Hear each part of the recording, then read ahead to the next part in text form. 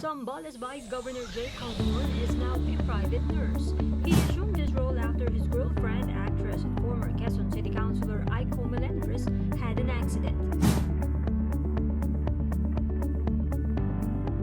Aiko's accident happened at home while she was eating spicy noodles.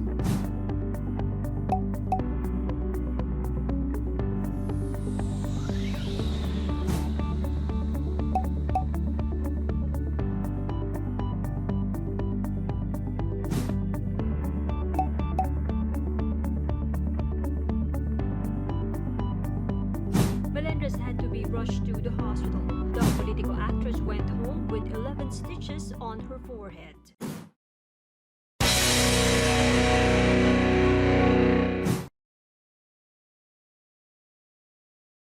Thank you for watching Politico TV. Please like and subscribe to our channel for more videos.